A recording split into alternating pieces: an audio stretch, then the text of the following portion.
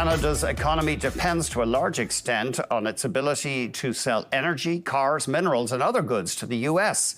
So it's no surprise that President-elect Donald Trump's promise of across-the-board import duties on everything the US buys will rattle the entire North American region.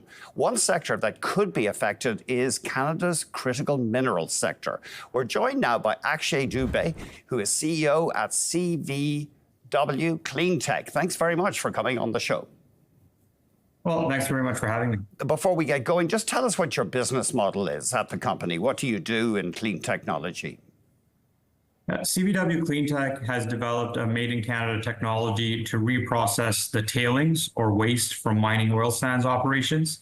Today, the mining oil sands space produces about 1.5 million barrels a day of oil. For every barrel of oil it produces 2 barrels of waste.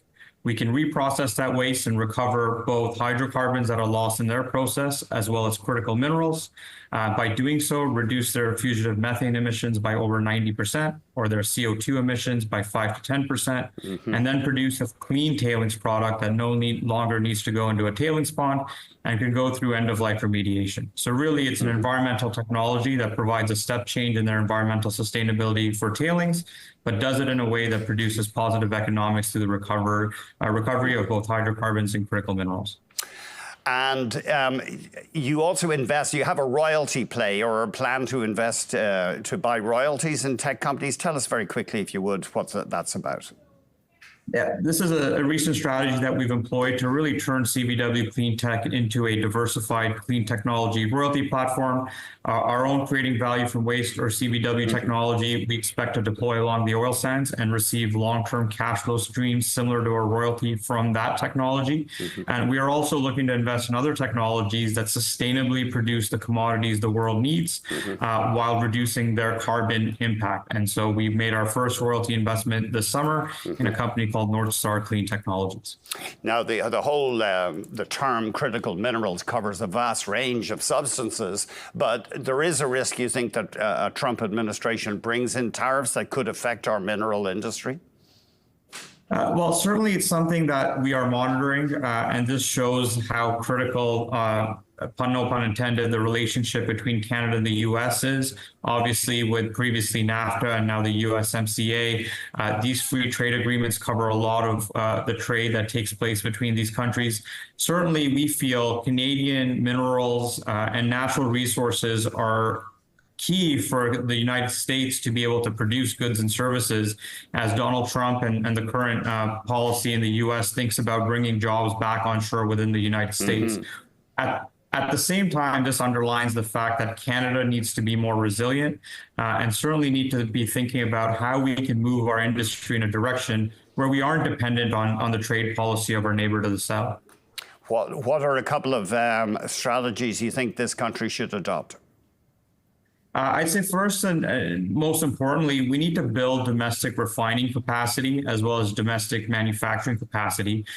For a long period of time, historically, Canada has always been a natural resource producing nation, but a lot of the value-added goods and services are produced either in the U.S. or elsewhere.